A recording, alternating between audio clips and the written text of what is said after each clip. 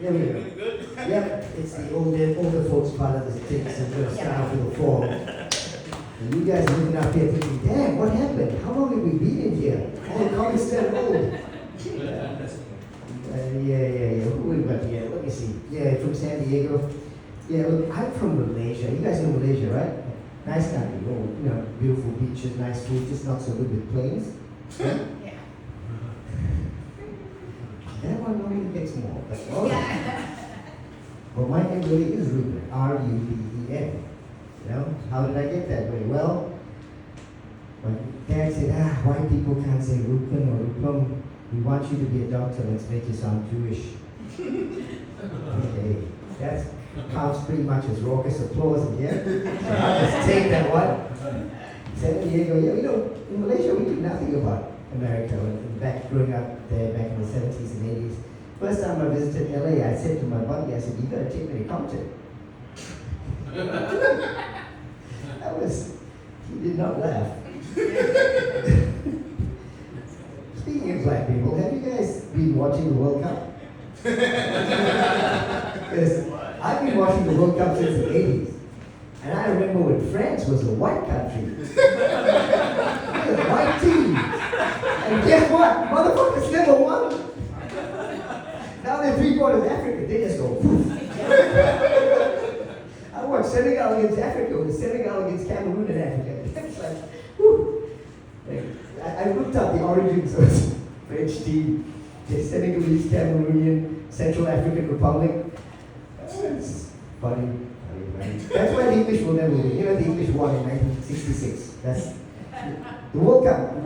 There's 4 countries that have won mainly: Brazil, Argentina, Italy, Germany. Right? Who watches football here? Yeah? Anybody? Yeah? Okay. These are the 4 countries that won most of the time. French have won twice since they went black. British won once back in the day when everybody was white. Now they got three black guys, so they get into like quarterfinals. They get to 6, they'll make it to the semis. They get to 8, they'll get the finals. I just don't get it. The British, they've laid waste to half the planet. And they've got all these West Indian people living there, and they still can't win a fucking cricket game. Yeah. So yeah. Okay, yeah, I got a weird accent, right? Can't quite place it, can you? I spent 22 years living in Australia. Someone said listening to me talk makes him want to go to the Outback Steakhouse to order chicken curry. Yeah, how did I end up in Australia? Well, believe it or not, my dad thought I was a wimp. Come on, seriously? Look at me! Look at me! Anyway, he thought I was wimpy, so he sent me to Australia. Because what better place to send a skinny brown kid to get self-confidence, right? Yeah. Send him to a boarding school full of rich white kids in the 80s. Good decision. I don't know how much you guys know about Aussies, but they respect people who can play tough sports, like rugby. And I have the perfect build for a chess player. One thing, I'm very grateful to boarding school, though. I'm very grateful to boarding school because it taught me about my sexuality, That's where I learned, motherfucker, I am straight. I am straight. For 4 years, I was surrounded by more teenage boys, dicks and asses than a Catholic priest in charge of an orphanage. Don't like it? Don't like it? Who liked it? Yeah, clap if you like that one. You didn't? Okay. Rewind. Okay. For 4 years, I was surrounded by more teenage boys, dicks and asses than a sorority girl with a drinking problem. Yeah, you like the other one. The other one was controversial. Alright, okay. What else can I tell you? Let me see, we got one dude who's about my age. One dude, the rest of them are younger, so we're not going to do the aging jokes. Married? Yeah?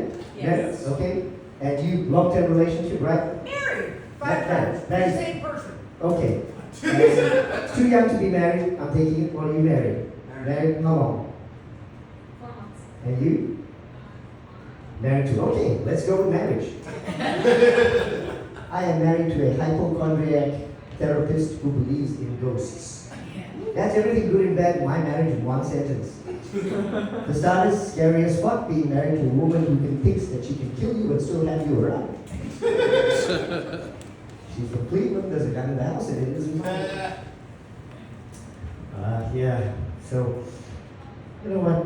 If you've been married for a long time, your wife will ask you weird questions like, who will you marry if I die? And married man, that is a trick fucking question! That's right! You do not answer that. You sure as shit don't answer quickly. With Svetlana from the strip club. No! That's not the answer. Okay? So, yeah. My wife was, she says some cruel things sometimes. She told me that if she dies, I'll never get another good woman. And I freaking hate it when she's right. You know, because in high school I was as popular with women as the captain of the chess team is expected to be. And so she was not a therapist when we met, you know. But after 10 years of being married to me, she figured she could put up with any kind of crazy and get paid in real money instead of average dick. So, yeah, being married to a therapist, that means you will never, ever, ever win another argument. Every time I get pissed off with her, you know what she says to me? Are you a therapist?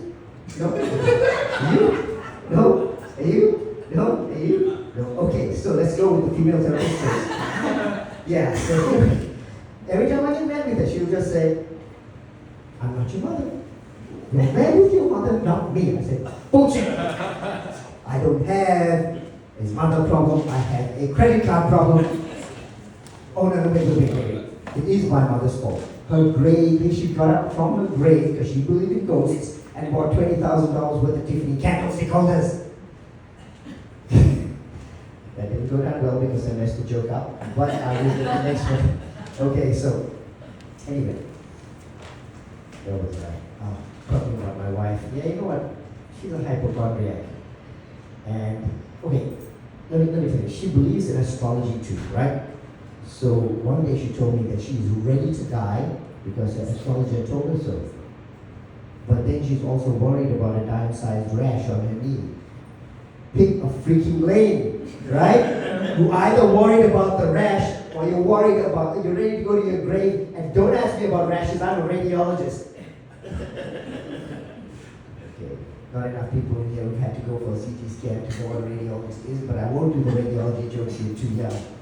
Mainly, like, I think you guys will get it. I spoke like a man who's been in an MRI. Yeah, there you go. One thing about hypochondriacs, not good when you're sick. No, they don't know how to relate. One day I had really bad abdominal pain and I said to her, you know what? I'm going to have to go to the ER, I'm that sick. She goes, sure. Let me help you. Next thing I know, she's shoving me into an Uber. Tell me how it goes. Yeah.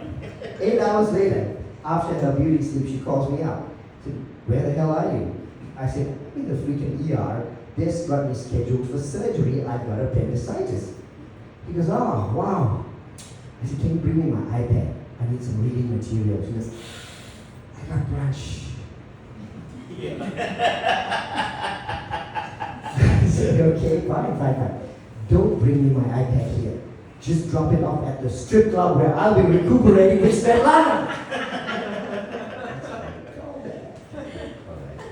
Then I have to go soon, so let me tell you a couple things about myself.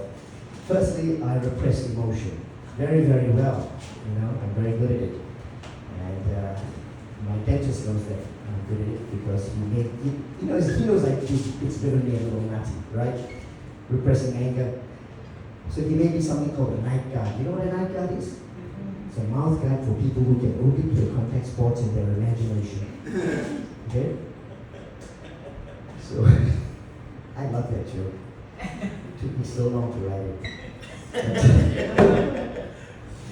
But you know, back in the days when I used to work at an ER, repressing my emotions worked really well for me. You know, because one day this guy walks in, he's lost his hand in a blender, he's freaking out. And me, I'm completely calm. All I can think is, damn, that is a great blender. Yeah. Alright, it's almost time to go, so I will tell you about the one group of people in the world who who really saw me for who I am. Yes, I got racially profiled by the TSA in the 2000s, mandatory brown guy joke, right? Yes, I got racially profiled by the TSA in the 2000s, and it was the coolest thing that ever happened to me because for once in my life, man, someone looked at me and said, "You could be dangerous." Hell yeah! Hell yeah, I can be dangerous. And I let them pat me up and down, and they're up close to my head. I just said, "Assalamu alaikum, my brother." And like, what the freak did you say? I said, relax. You feel that pen in my pocket? Yeah, just don't press the button. All right, thank you so much. You've been a wonderful audience. My name is Dr. Lee.